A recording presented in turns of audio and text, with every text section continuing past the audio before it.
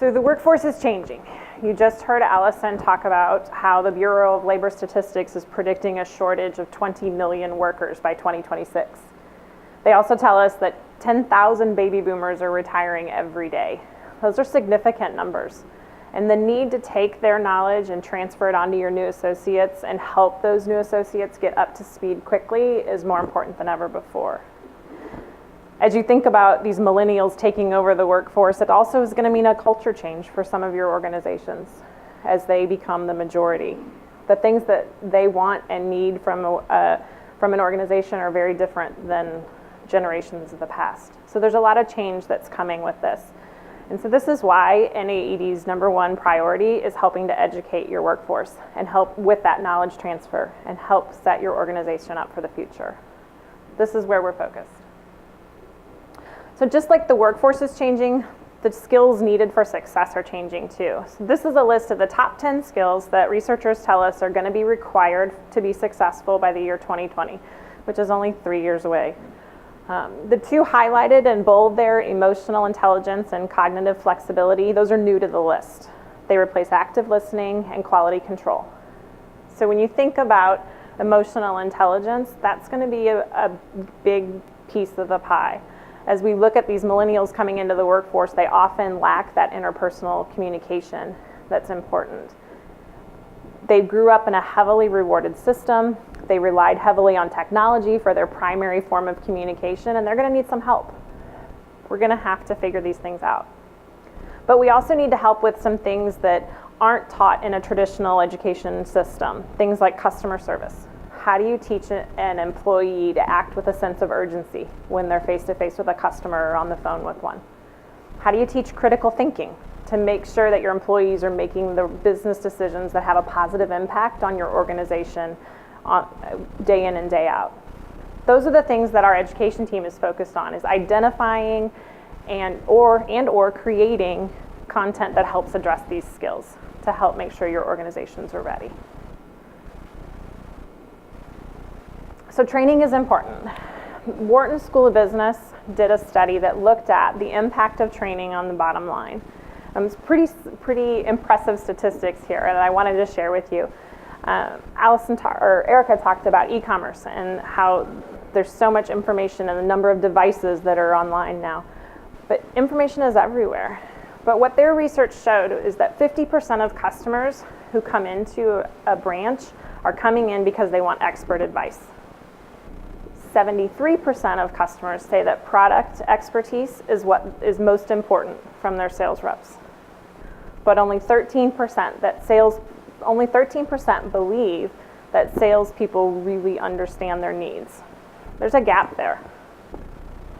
My favorite stat up here is this 123% increase in sales for those employees that have been through a strong product knowledge training program.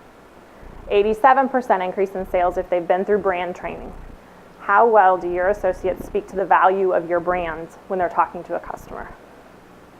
There was a study out of Forbes magazine recently that said that 55% of salespeople, and this is across all industries, are ill-equipped to do their job, to be successful. They lack those basic sales skills needed.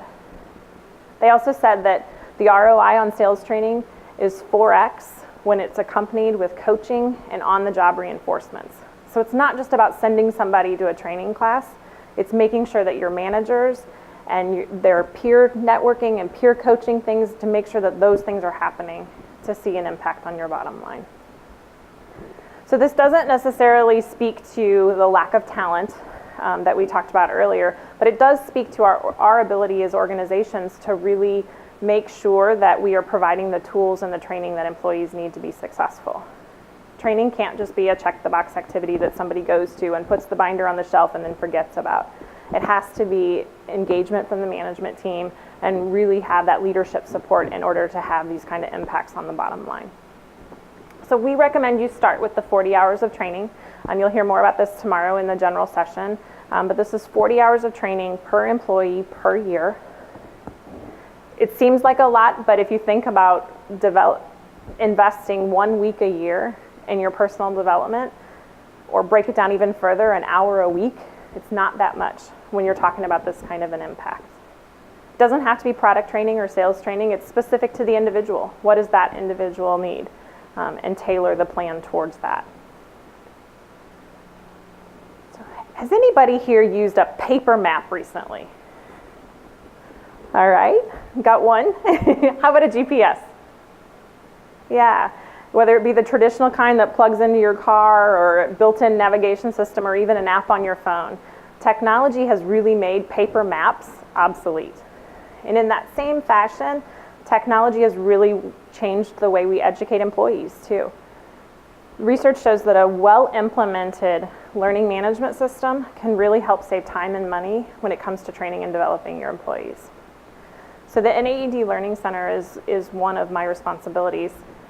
We have a new platform that we just migrated to this year. So we just finished in November with the bulk of it, and we still have companies that we're moving on slowly. But we've got about 250 companies on there right now. So lots there. We're still making progress and improvements, and there's so a lot more to come on this as we release new features and functionality of the system. But if you've got your own content, we can put it on there as well. It's secure, so only your employees see it. If you've already got your own LMS platform, we can help deliver our content through the technology of the cloud. So either way, you've got access to NAED education resources in a way that makes it seamless for your employees. So what does our training look like? So we have a library of a lot of different training programs, but it starts with a training consultation. So our member services will talk to, sometimes it's a branch manager, sometimes it's the HR representative. It varies for each company. But really they'll get to know what are the issues you're trying to solve for. I like to describe our training content, it's set up Netflix style. So if you think about going to Netflix and picking the genre of the movie you want to watch, in our system you would go online and pick the competency or the skill set that you're looking to train to and see all of the courses that are available that way. VIP Core is our most comprehensive library. There's all 40 hours of NAED specific content is on there, the industry specific courses like Bottom Line Basics or Edge or Counter Pro, Warehouse Pro. Those are some of our more popular classes. But you've also got over 100 hours of business training content. Skillsoft content is one of our partners that we work with on that. But things like communication or time management, there's other skills on there as well, as in addition to the NAED industry specific content. Then we've got our CEP program. So CEP is a sales certification program that we've built in partnership with Florida State University's Sales Institute. So there's 3 different tracks for inside sales, outside sales, and counter sales. It's a comprehensive online program that really gives people the foundation for sales in each of those 3 areas. And then our flagship program is EPEC. Many of you have probably heard of that one, but it's been around for 30 years, just celebrated the anniversary last fall. There's 6 different levels or variations of the program, the traditional bronze, silver, gold, and then we have specializations is now where we're branching out with EPEC. So we have lighting, we have VDV or Datacom, and now most recently automation. So we've got over 10,000 graduates of this program, and that number is growing every day. It's a great program. I want to talk a minute about EPEC Automation. This is, as I said, our newest program. It's about 50 hours worth of work for the student. It does include a capstone project and a final exam, just like the traditional EPEC models do. But this is something that we built based on feedback from not only our Education Development Council that Allison mentioned, but also research from Erica's team that said that 79% of distributors are already selling industrial automation products in some form or fashion. Those that are doing it well are doing it because they've either trained their associates on the language of automation, or they've got a handful of specialists there that's all that they're focused on is automation.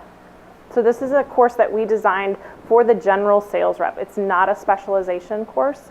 It's really meant as an introduction into automation that gets to the terminology. It has real practical examples of how this new market can help grow your business. The Distributor Internship for manufacturers is something we rolled out earlier this month. And this is a new program that came about because we had feedback from members both on the distributor and the manufacturer side, that said, they don't understand my business. If only they understood, things would be smoother. So we built this program, I see some heads nodding. Yeah, we built this program to really help strengthen that relationship in the supply chain. So it's a 2-day program. There's no fee for it. Manufacturers can sign up. They'll let us know either a geography or a specific distributor organization that they're looking to be a part of, and we'll help match that and set it up. I will say this is not a sales call. We do not want this to be a way for a manufacturer to get new business. This is about building relationships with somebody you're already doing business with, helping to understand their business more. So there's 2 online courses, there's on-the-job activities, there's discussion guides to help guide the conversations when you're on site at the distributor, and then some follow-up activities as well. So this is something brand new that we just launched this month. Yeah, you sign up on our website. Another thing I wanted to mention is the UID program. So registration is open. This program is coming up here rather quickly in the first part of March. It's a great program, really looks at wholesale distribution as a whole. It's a program that we work in partnership with other trade associations as well as Purdue University to build out the content for this. But wide variety of speakers, lots of topics. Attendees are sales managers, they're branch managers. A lot of times they're people that are new to our industry. Great group of folks going through this year. We've got a really good crowd so far. A lot of the sessions are already filling up, so if you're looking at this and are interested in sending some folks, I'd encourage you to sign up pretty quickly here. So that's all the stuff we have going on currently. Here's a glimpse at the things that we're looking at for the future. So we're always looking at what's next. How do we stay ahead of all of this to make sure we've got the materials ready and can help you guys build your organization's talent structure out. So some of the things that we're looking at here, if you have an interest in being a part or helping us decide where to focus our efforts, Allison mentioned the Education Development Council. That's probably the best place to get engaged because that's the group that really helps us set our direction and where we're going to focus. She mentioned task teams. We've got 2 more task teams in place right now. One of them is we're calling Green to Gold. How do you take that new sales associate that's new to the industry and doesn't really know anything and help them be a productive employee and shorten that onboarding time for that? That's one of the task teams, and the other one I've got is around vertical markets. So what are the other areas that we need to help develop, like the EPEC Automation that we just did? What are some other areas that we need to branch out into, in addition to the 2 that Allison mentioned? So if you have an interest in being involved, traditionally it has been made up of HR folks, but we are looking to change that. We would love to get some business folks engaged in the council, folks that are really familiar with the struggles that your organizations are seeing on a day-to-day basis. So please let us know if there's any interest either from you or somebody else at your organization. We'd love to get you engaged there. And finally, here's how you can stay connected to us. And I'd encourage you to do that, whether the needs of your organizations are around research or recruitment or retention or education. We want to make sure that whatever it is that we're developing is something that brings value to your organization. Okay.